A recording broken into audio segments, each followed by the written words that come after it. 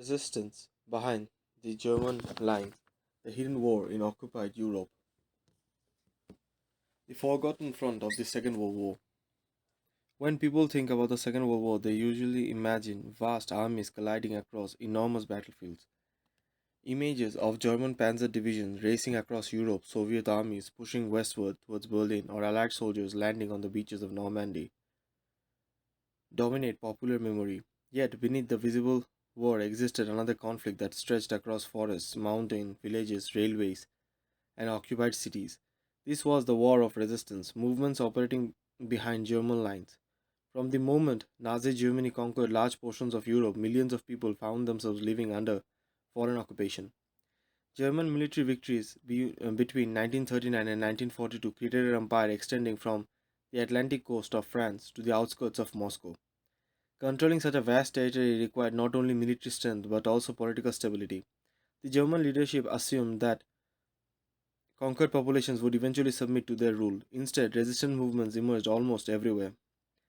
These underground organizations varied enormous in size, ideology, and effectiveness. Some consisted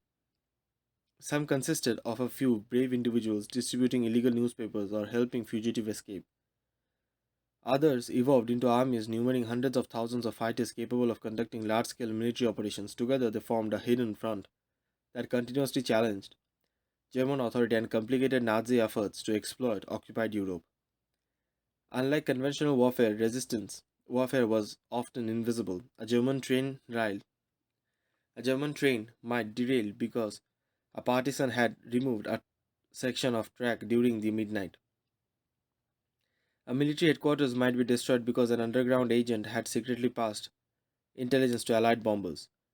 A senior German official might disappear after being ambushed by resistance fighters. These incidents rarely appear on grand military maps, yet collectively they imposed significant costs upon German war machine.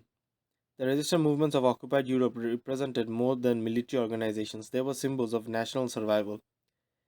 In countries where governments had collapsed and armies had been defeated, underground resistance became a way of preserving national identity and demonstrating that surrender didn't necessarily mean acceptance.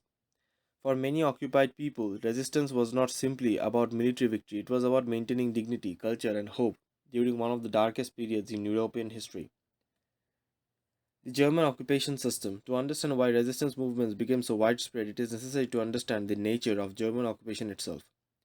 Nazi rule was rarely gentle. Occupied territories were subjected to political repression, economic exploitation, forced labor, deportations, and racial policies that often resulted in mass murder. The severity of occupation varied from region to region. In Western Europe, Germany sometimes attempted to govern through colla- through collaborationist administration and local authorities. In Eastern Europe, however, Nazi policies were generally far from brutal. Entire communities were destroyed. Millions of civilians were deported for forced labor. Jewish populations were systematically exterminated. Political opponents were imprisoned or executed. These policies generated deep resentment. Even populations that initially welcomed German forces as liberators from previous governments often became disillusioned once the realities of occupation became apparent. The longer German rule continued, the more resistance movement attracted recruits. German authorities responded with increasingly harsh security measures. Special police units, intelligence agencies, and military formations were assigned to combat underground organizations. Collective punishments became more common. Entire villages could be burnt in retaliation for partisan attacks. Hostages were frequently executed. Strengthened resistance rather than destroying it. Nevertheless, repression often strengthened resistance rather than destroying it. The occupation system created a vicious cycle. German brutality encouraged resistance activity. Resistance activity provoked harsher German reprisals. Those reprisals generated even greater hostility among occupied populations. By the middle years of the war, the cycle had become deeply entrenched across much of Europe. Poland, the birthplace of organized resistance. Nowhere was resistance more deeply rooted than in Poland. Germany's invasion of Poland in September 1939 marked the beginning of the Second World War. Although the Polish state was militarily defeated within weeks, the spirit of resistance survived almost immediately. Polish officers, politicians, intellectuals, and ordinary citizens began constructing an underground state unlike anything else in occupied Europe. Secret schools continued educating students. Underground newspapers informed citizens about developments in the war.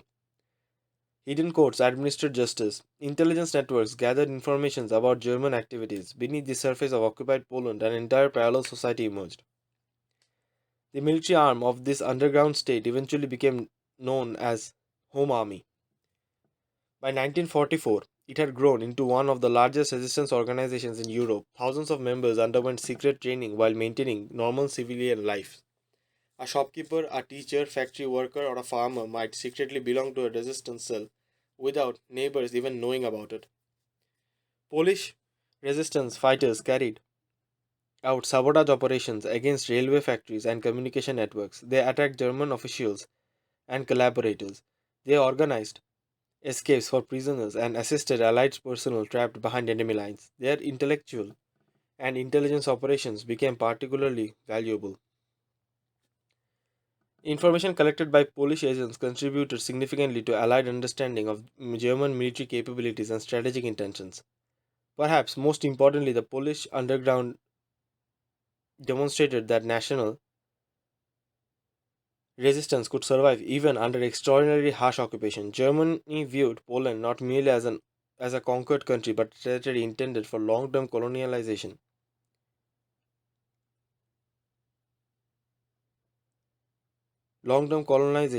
and demographic transformation. Yet, despite this relentless repression, resistance continued throughout the war, becoming a powerful symbol of national resilience. The struggle in Poland revealed an important reality about resistance warfare.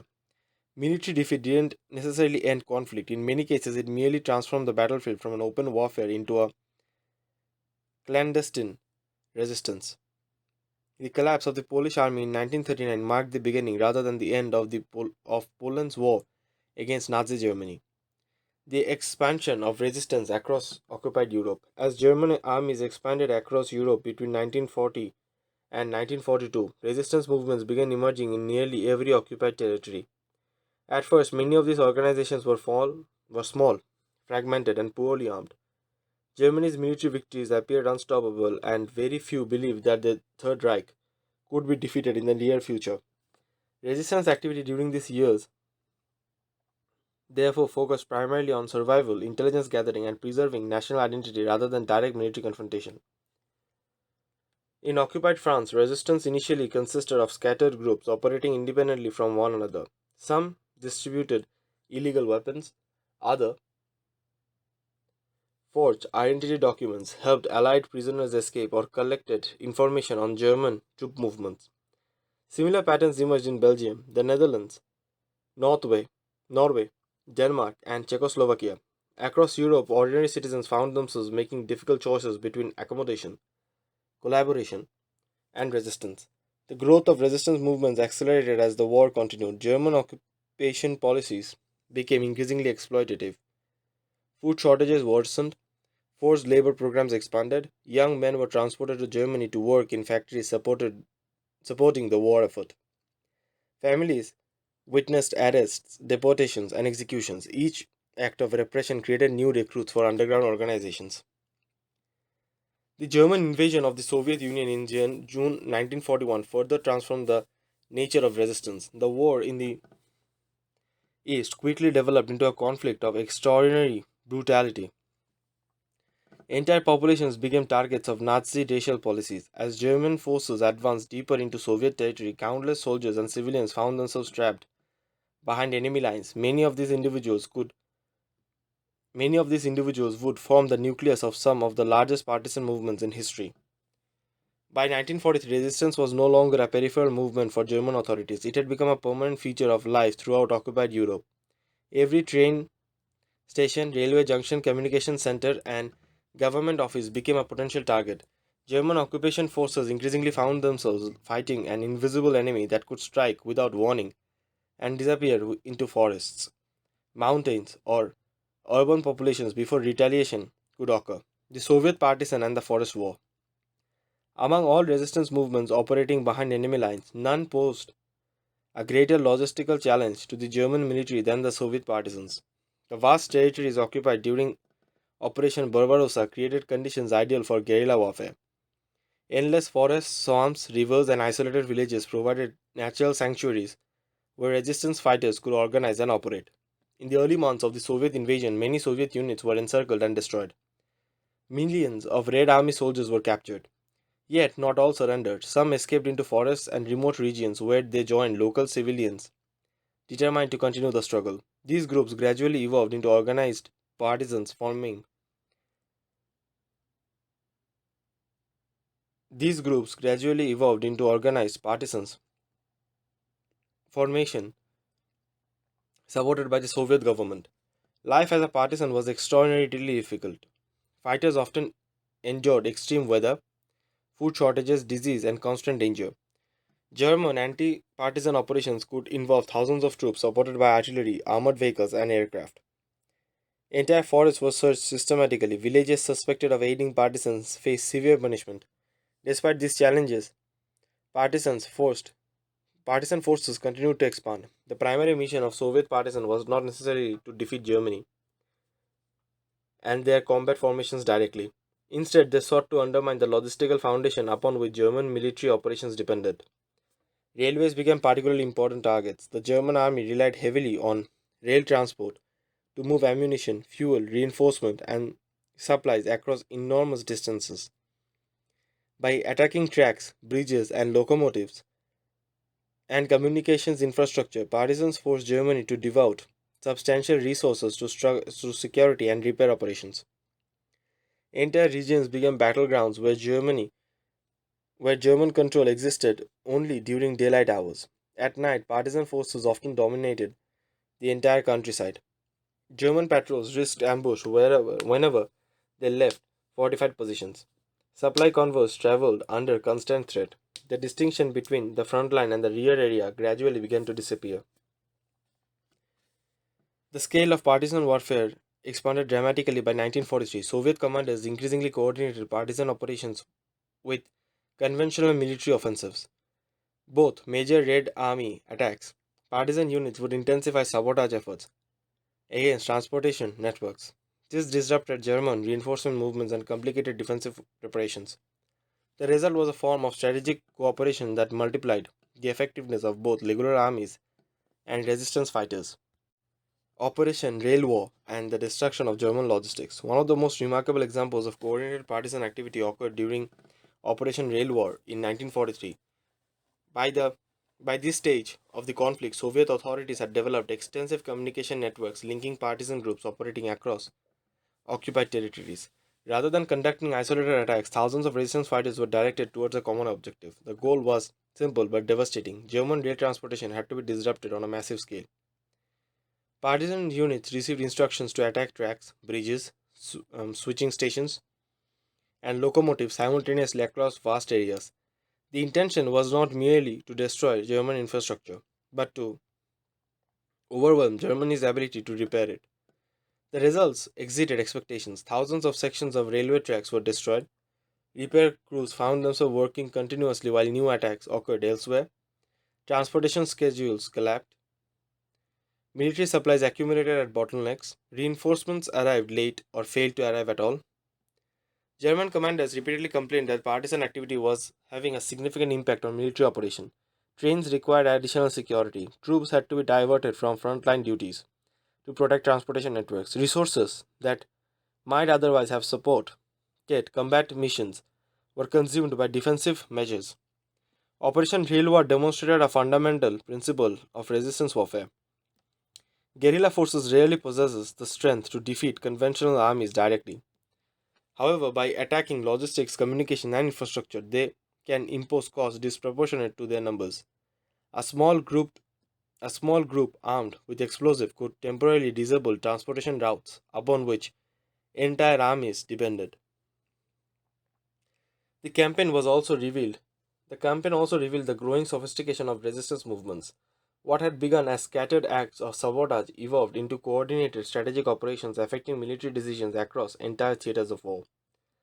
German commanders increasingly recognized that partisan warfare represented more than a local security problem. It had become an operational and strategic challenge with consequences reaching far beyond the immediate area of attack. Belarus, the heartland of partisan resistance. No occupied region had become more closely associated with partisan warfare than Belarus. The country's dense forests and marshlands provided ideal conditions for guerrilla operations. At the same time, German occupation policies generated intense hostility among the local populations. Belarus suffered enormously under Nazi rules. Villages were destroyed, civilians were executed in large numbers, entire communities disappeared. In response, resistance activity expanded rapidly. Thousands of men and women joined partisan units operating throughout the countryside. By the later years of the war, some areas of Belarus were effectively outside German control. Partisan groups established bases, workshops, hospitals, and administrative structure deep within forests. They launched attacks against transportation networks, military installations, and occupation authorities while maintaining extensive intelligence networks among local populations. German efforts to eliminate these strongholds often involved massive anti partisan operations. Entire regions were encircled and systematically searched. Aircraft bombed suspected partisan positions. Villages accused of supporting resistance were burned. Yet, despite the scale of these operations, the movement survived and continued to grow. The experience of Belarus illustrated the limits of German military occupation. Germany possessed enormous military power, but controlling territory required more than battlefield victories. It required cooperation, or at least the passive acceptance of local populations where such acceptance didn't exist. Resistance movements could transform occupied regions into permanent security nightmares. By 1944, as Soviet armies advanced westward, partisan forces in Belarus played an important role in weakening German control and supporting conventional military operations. The hidden war, fought in forests and villages, became increasingly connected to a broader campaign that would eventually destroy German power in Eastern Europe. The Polish underground state and the Home Army. Among all resistance movements that emerged during the Second World War, none developed an underground structure as sophisticated as that of occupied Poland. While many resistance organizations focused primarily on military support and guerrilla warfare, the Polish resistance sought to preserve an entire nation beneath the surface of German occupation. Following the defeat of Poland in 1939, much of the country's political and military leadership escaped abroad. Yet, rather than accepting permanent exile, these leaders established links with underground networks operating within occupied Poland. Gradually, an extraordinary system emerged. Secret schools continued educating children and university students. Underground newspapers circulated information that German censorship attempted to suppress. Hidden courts administered justice. Political parties maintained clandestine operations. A shadow government functioned beneath the occupation authorities. At the center of this homegrown state stood the Home Army. It evolved into a vast network connecting cities, towns, and rural communities across occupied Poland. Membership expanded steadily as the war progressed. Officers trained recruits in secret locations. Weapons were hidden in basements, barns, forests, and concealed coaches throughout the country. Unlike many guerrilla movements operating in remote areas, the Home Army maintained a strong presence within urban areas. Resistance cells functioned inside major cities where German authorities believed they exercised complete control. This urban dimension made the Polish resistance particularly dangerous because its members often blended seamlessly into everyday life. German soldiers, police officers, and administrators could never entirely be certain who among the civilian population secretly supported the underground movement. The Home Army understood that direct military confrontation with German forces were generally impossible. Germany possessed overwhelming superiority in terms of weapons, equipment, and organization. Therefore, resistance leaders focused on intelligence gathering, sabotage, and selective attacks, as well as long term preparation for a future national uprising. Throughout the occupation, the Polish underground remained committed to vision extending beyond immediate survival. Resistance leaders anticipated a moment where Germany's military position would weaken sufficiently for a national revolt to contribute to liberation. Much of the underground state's effort was therefore directed towards preserving organizational strength for the future opportunity. Intelligence warfare behind enemy lines. One of the most important, yet least visible, contributions made by the Polish resistance involved intelligence gathering. Modern warfare depends heavily upon information. Commanders require accurate information regarding enemy capabilities, troop movements, industrial production, technological developments, as well as strategic intentions.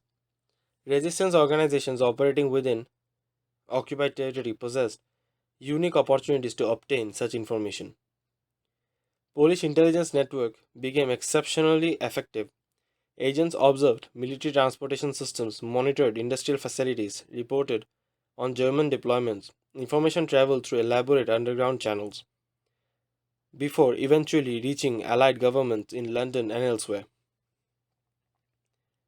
Perhaps the most famous achievement involved German secret weapons program. As the war progressed, Germany invested enormous resources in developing advanced technologies intended to reverse its deteriorating military position. Among these projects were the F-1 flying bomb and F-2 ballistic missile. The Germans attempted to keep these programs highly secret. Research facilities were heavily guarded, access was restricted, yet despite these precautions, Polish resistance networks succeeded in gathering substantial information regarding the weapons under development. Agents identified testing locations, monitored activities, and transmitted reports to Allied intelligence networks. In one remarkable operation, resistance members obtained fragments of a F-2 rocket that had fallen without completely destroying itself. These components were secretly transported through underground channels and eventually delivered to Allied authorities for examination. The information gained helped Allied planners better understand the threat posed by military, pros- uh, mili- uh, German military's missile program. Such intelligence operations demonstrated that resistance movement could influence the war far beyond their immediate surroundings. A partisan attack might disrupt a railway line for several days. Intelligence regarding advanced weapons program, however, could affect strategic decisions involving entire nations. The value of information often exceeds the value of direct military action. German authorities understood this danger. Intelligence agents captured by the Gestapo faced torture, imprisonment, and execution. Yet, despite these risks, underground networks continued operating throughout the occupation. The flow of information from occupied Europe became an increasingly important component of Allied war effort. Assassinations, sabotage, and urban resistance. Resistance warfare frequently involved activities that blurred the line between military operations and covert action. Throughout occupied Poland, resistance fighters conducted selective attacks against German officials and collaborators, informants, and security personnel. The objective was not random violence. Underground leaders generally viewed such operations as instrument of political and military strategy. Informants threatened the survival of resistance networks. Certain German officials became symbols of occupation authority. By targeting these individuals, resistance groups hoped to weaken enemy control while demonstrating that German power was not absolute. One of the most famous operations involving the assassinations of high ranking German police officials responsible for brutal occupation policies. Such attacks required extensive planning. Intelligence had to be gathered regarding schedules, routines, security arrangements, and escape possibilities. Participants understood that often failure Participants understood that failure often meant death. Sabotage represented another major component of resistance activity.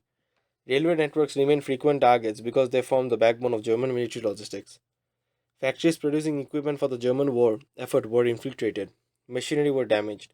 Production was slowed. Defective components occasionally entered manufacturing processes.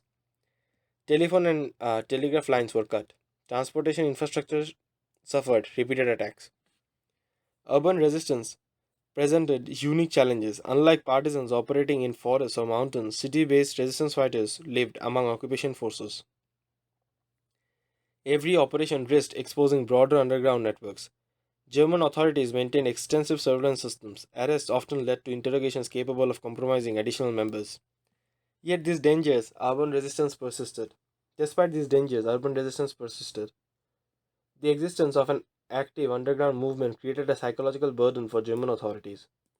Occupation officials couldn't assume safety even with heavily controlled cities. The possibility of attack remained ever present. The psychological dimension was significant. Resistance warfare aimed not merely to inflict physical damage but also to undermine the confidence. Every successful operation reminded both occupiers and occupied population that German control remained incomplete. The message was clear: conquest didn't certainly equal victory. The road to the Warsaw Uprising. By 1944, the strategic situation in Europe had changed dramatically. German armies were retreating across the Eastern Front, allowing a series of devastating defeats. Soviet forces advanced steadily towards Poland. Many members of the Polish resistance believed that the moment long anticipated since 1939 had arrived. The leadership of the Home Army faced an extraordinarily difficult dilemma. They desired liberation from the German occupation, yet they also feared Soviet domination. Relations between the Polish government in exile and the Soviet Union had deteriorated significantly during the war.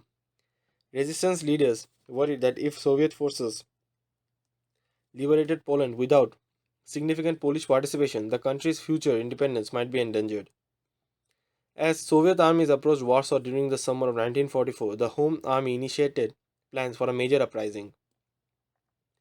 The objective was ambitious. Resistance fighters would seize control of the capital before Soviet forces arrived. A liberated Polish government would then greet the advancing Red Army as a legitimate authority of independent nation. The decision reflected both military calculation and political necessity. Resistance leaders understood that the post-war future of Poland might depend upon demonstrating national sovereignty at a critical historical moment. Waiting passively for when Germany surrendered in May 1945, the headlines focused upon advancing Allied armies, Soviet victories in the East, and the destruction of the Third Reich. Yet beneath these dramatic events lay years of struggle conducted by millions of resistance fighters and civilians across occupied Europe. From the forests of Belarus to the streets of Warsaw, from the mountains of Yugoslavia to the countryside of France, resistance movement demonstrated that military conquest didn't guarantee political control. German armies could seize territory, but holding the territory requires cooperation and that occupation policies often destroyed. The hidden war behind German lines revealed a fundamental truth about power. Military strength alone is rarely sufficient and significant to govern unwilling populations indefinitely. Resistance may appear weak when measured against armies, tanks, and aircraft, yet when sustained over years and supported by determined populations, it can impose costs far exceeding its apparent strength. The resistance fighters of Europe fought under extraordinarily difficult conditions. Many never witnessed liberations. Thousands died anonymously in forests, prisons, executive ground actions, and ruined cities. Their victories were often invisible, their sacrifices unrecorded, and their contributions overshadowed by larger military campaigns. Nevertheless, they formed an essential part of the struggle against the Nazi Germany. They gathered intelligence, sabotaged infrastructure, rescued fugitives, preserved national institutions, and kept alive the belief that occupation wouldn't last forever. The story of resistance behind German lines is therefore not merely a military history, it is a history of endurance. It is a history of individuals, communities who refused to accept that defeat on the battlefield meant surrender of identity, dignity, or hope. While armies fought on visible fronts of the Second World War, another war unfolded in shadows, forests, villages, and occupied cities. A war that helped shape the final outcome of the greatest conflict in the modern human history. Epilogue: The legacy of resistance behind German lines, resistance and the problem of collaboration. One of the most complex aspects of occupied Europe was that resistance movements didn't exist in isolation. Alongside those who fought against German rule were millions who cooperated with occupation authorities to varying degrees. The reality of occupation was rarely a simple division between heroes and villains. In every occupied country, some individuals collaborated with German authorities. Their motives varied enormously. Some believed Germany would ultimately win the war and sought personal advantage. Others acted out of fear, hoping to protect themselves or their families. Certain political groups viewed Germany as a useful ally against domestic rivals. In Eastern Europe, some populations initially welcomed German forces because of resentment towards previous Soviet rule. This created a deeply complicated environment for resistance movements. Underground organizations not only fought German occupiers but also confronted local informants, collaborators, and rival political factions. Intelligence leaks could destroy entire resistance networks. Informants became When informants frequently became as dangerous as German security personnel. After the war, many countries faced difficult questions regarding collaborations.